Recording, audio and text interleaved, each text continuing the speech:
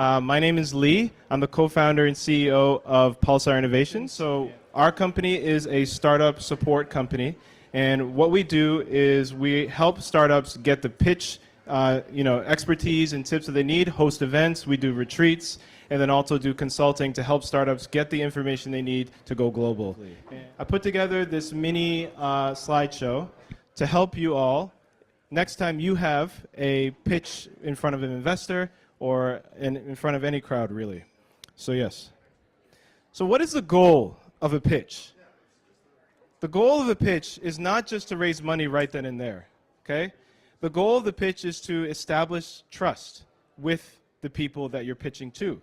You don't want to just go up and be like, oh, this is my great startup, I'm going to change the world, give me money now, right? It doesn't happen like that. You have to really, earn the people's trust when you get there, right? So I think of a pitch as like a little teaser, right? A teaser. You have about 5 to 10 minutes to, give a little hint about what your startup is and how it's going to change the world. So the whole point of the pitch is really to generate their interest so they want to meet you again. So they ask questions during the Q&A. And yeah, it helps you show that you know what you're talking about during that time. So in terms of what makes a strong deck, obviously it should be super simple and easy to follow. One of the things that I see a lot of startup founders in Japan make a mistake with when pitching foreign investors is having so much text on their slides. That is the #1 thing you do not want to do when you're pitching with foreign investors. Foreign investors, when they're looking at a pitch deck, they want to understand that you have a clear story, that you know what you're talking about, and not just, putting a wall of text on there. Nobody wants to look at that. At the end of the day, we are all humans, and humans are visual creatures, right? We make connections with the things that we can see. So, if you're able to use diagrams, if you're able to use clear visuals, really nice visuals that relate to what you're selling, it could be very good. And then, yes, of course, your key metrics are very important. This, at the end of the day, is the numbers that you have. What numbers, what traction do you have?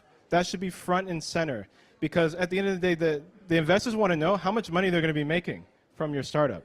They want to know when they're going to be able to get their money back, right?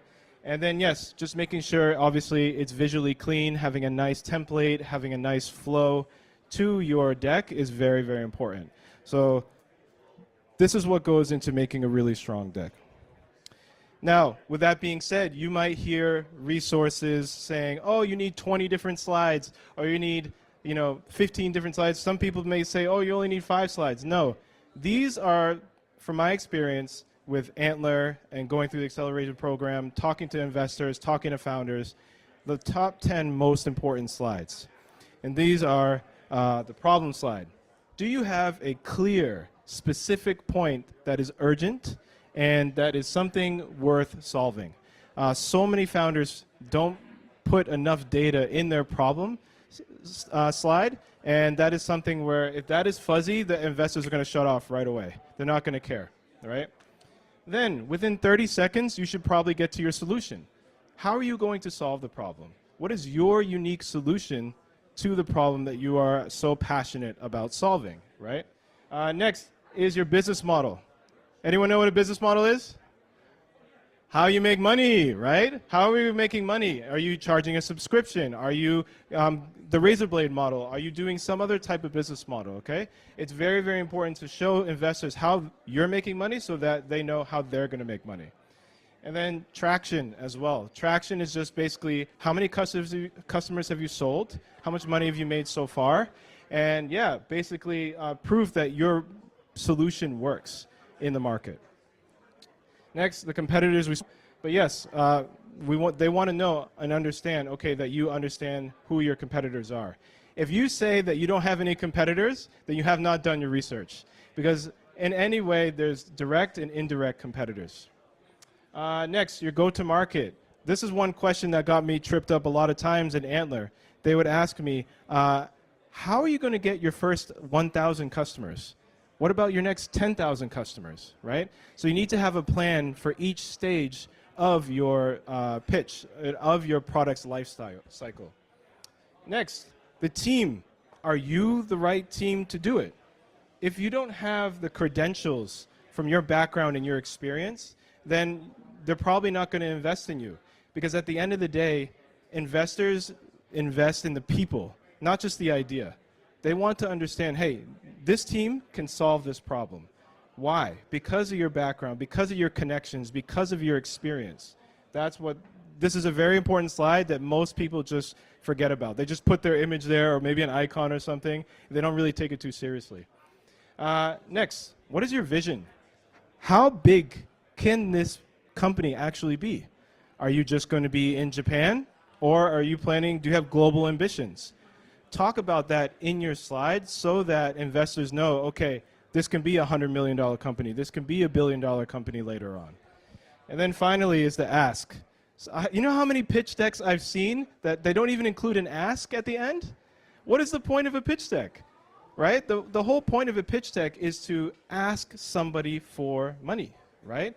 It's either money, advice, customers, or talent. That's what you're looking for. So it's always very, very, very important to include the ask at the end. And you have to know the reason why you're asking for that specific amount of money. If you just put a crazy number up there, like, oh, I'm raising $2 million, and you don't have a clear understanding of what that money is going to be for, then you're not going to raise investment, right? So it's very, very important to not only understand how much to get, but the clear reasons why you're asking for that much. So these are the most important slides. Of course, there are others that are out there, but these are the ones usually that every single investor deck has. Now, one of the things that I always recommend founders, in order to make your startup story land better, is to structure your pitch as a story. Everyone like stories? Stories? Yes? Okay, no? No? Maybe? Okay, good, excellent. We all know movies, right? We've seen movies all the time, right? And they're memorable because we follow a character through a story arc, right? Humans have been hardwired to remember stories for 30,000 years, 300,000 years, something like that, right? So if you are able to tell your startup's pitch in a story, it's going to be memorable. So how does this look like? Anyone know what a hook is? A hook? What is a hook? Yeah. Yes, exactly. To reel them in, right? You want to reel the investors in with an interesting statistic. It could be a question. It could be an image or something. But it gets them thinking and wanting more, to understand more about what you're about to sell them. Okay? So this is very important. This is kind of like the ordinary world thing. Okay, getting you thinking about what the world is like now, right? Your problem, you can frame this as your call to adventure. So this is the ordinary world, but there's a big problem in this world. In the story arc, that's called the call to adventure. This is when the hero wants to solve this problem. It's like, oh, I have to solve this problem now. It's me, it's my unique problem to solve. Then, obviously, with the problem comes many different challenges along the way. Again, this is, if you think of any superhero movie, they're constantly fighting battles throughout the whole entire movie. You're constantly finding your competition, understanding your market size, going through different iterations of your startup. These are the challenges you've had to face. And then the solution is the victory. You won. Yes, you have the solution that's going to solve the problem for everybody. Okay? And then finally, this is the technical term for the story arc, return for Elixir. This is once you solve the problem, what's the world going to look like afterwards? What is your vision, right? How big can this really get? And why are you the right team to do this, right? So how is the world going to change with your startup solution with it after? Doesn't that seem a lot more compelling than just saying, oh, hi, this is my pitch deck, and then this is what I do, this is blah, blah, blah, this is how much money I'm asking? No, right? We want to engage our audience, even if they're investors, yes. So here are some common pitch mistakes I've seen startup founders make throughout all the times. Number one, we spoke about it before, having way too much text on the slides. Again, you want to tease, right? Tease and make these connections visually with the investors. You don't have a clear story. You have a lot of data, but no connection. There's no association for the listener to understand. You have vague metrics. These are things that maybe aren't so important, in your startup story that you're including in there. And then you're ignoring your competition. If, like I said, if you completely say, oh, there's no competitor, we're the first one to do this, you're going to be laughed off the stage. So definitely do your research with your competition. Now, again, your pitch is very important, but what's even more important is the Q&A. The Q&A at the end of a pitch is by far one of the most important parts, especially with foreign investors. And the reason why this is one of the most important parts is because they want to know that you actually know your stuff. Not just maybe used AI to put everything together, not just, you did some very quick research. They want to know that you know your numbers, that you've actually spoken to customers, that you've actually been in the trenches and done the work with, building your product and validating the solution, right? So it's very important to answer directly. One of the things that you can do to help you answer questions, two things. Number one is to prepare for the questions ahead of time. Many people forget to do this. They forget to anticipate questions before they pitch. And then when they ask a question like, I don't know, I'll have to get back to you on that, right? Like, that's not what you want to do. You want to anticipate the questions before you actually pitch so that you are more prepared. The second thing I would say is to have a really detailed appendix. That's where you put all your data. That's where you put all the numbers and the information that you can go back and reference when you're getting asked these tough questions. Next is to be honest about what you don't know. This is so important because a lot of times you're selling up here. On stage, you're selling, right? But sometimes if you get a tough question that maybe you don't know the answer to, you might oversell and might say something that's not true, or you might make something up. Investors are professional BS detectors. They can understand right away when somebody's not telling the truth or they don't know the information. So it's always important to be honest about what you don't know. Next, obviously staying calm is very important. Investors know that this is a really nerve-wracking time for founders. So it's important to remember to stay calm when you're up there because they know there's a lot on the line for you. And yeah, it's very important to do that. And then next, remember that investors are asking you questions because they're actually interested in your startup. They actually want to know more about the information. You know what would be the worst thing? Is if you go to pitch and they don't ask you any questions. They'll be like, okay, thanks. Yeah, nice to meet you. Yeah. That's bad. When an investor asks you questions, that means that they are really considering whether or not to invest in you. So treat it as gold. Like the questions are good feedback and good things to help you refine your idea. Okay, this is my favorite part. This is my favorite part because this is the thing that I see many people struggle with. It's how to sound confident on stage. Everyone like public speaking? Raise your hand if you love public speaking.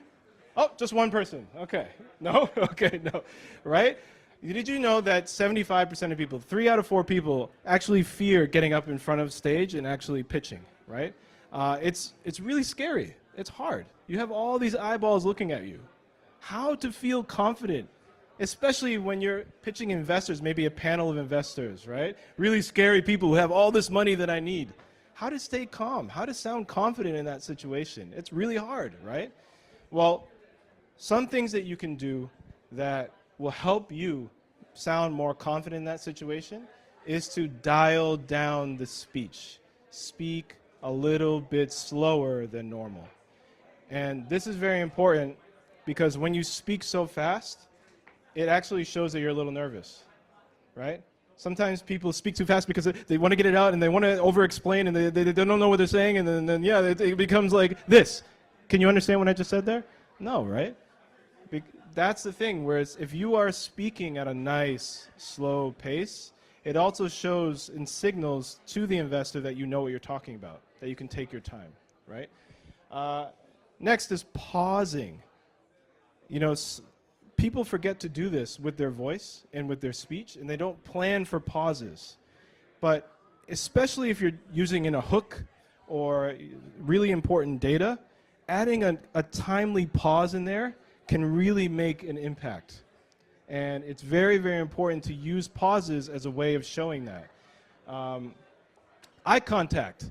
Another thing I see a lot of Japanese founders do, right? They'll be reading in the screen like this. Oh, yeah, da, da, da, da, da, da. Not looking at the audience or the investor. Or they're reading from a script. Hello, hello, hello, hello, hello. Like that, that's bad, right? If you're reading from a script, then that means you don't know maybe what you're saying, right? So we need to, connect with our audience and show that we are keeping them engaged, okay? And also shows our confidence, all right? So maintaining eye contact is the #1 thing to sound more confident. And the next, filler words. This is something that we all struggle with, but practice makes perfect. If you're up there and you're saying, like, it can get very, very monotonous and very, very, how should I say? It makes you seem like you don't know what you're talking about or you're not prepared, okay? So try to cut them down as much as you can. One of the things I like to do when I get a question that I need to think about, I would say, oh, that's a really good question. I never thought about it like that before. Huh. Right? So you're adding some time for you to think about a coherent answer instead of just rambling along. So this is very important for this, to sound confident. Before I get into the confident language, I also want to talk about body language. I didn't get to put it up here. But body language is another thing that helps you sound more confident. Now, one of the things you can do to simply have more confident body language is just open up your body a bit more. So making sure your shoulders are wide, right? You have a wider stance, okay? And you're using your hands for emphasis, like I've been doing here. I think in Italy, you talk with your hands a lot, right? Exactly, right? So it's very important to do that because it helps show emphasis. You can, when you're talking about numbers, actually count out on your hands. If you're talking about how big something is, using your hands to talk about that and really emphasize that. There's this thing called the power sphere. The power sphere goes from, I think, your chin up to your waist. And then if you have more like leverage out here, it shows that you have more power and more presence on stage. So this is a good area to operate in. If you're just hands in your pockets, or if you're just like this and reading, you're not showing that confident presence. So body language is also very important here. Okay, so we talked about tone of voice, we talked about eye contact, we talked about body language. The next thing we need to talk about is the actual words that we use. Okay, so the words actually matter, and how you phrase your startup story really does matter. So these are some examples of some weak phrasing here. We think this could work. We think it could work. That, if you say, oh, we think it can work, you really have to back it up with a lot of data, okay? Think is kind of a weaker word. Whereas we believe this is the right approach. How much more confident does that sound? We believe this is the right approach because of this, this, and that reason with your data, okay? Oh, hopefully we'll hit that target. This is a target, hopefully we'll hit that next quarter. Does that sound confident? You want to invest in that person? I don't, right? So our plan is to hit that target by Q3. Much more confident language, same type of deal. Oh, maybe we'll expand next year. Just remove maybe from your vocabulary in a pitch and you'll be okay. Remove that and you should be all right. We are testing expansion in Q2 and we're trying to close our first customers. We are in active conversations. That's much better, much stronger, okay? So investors really invest in people who have strong conviction.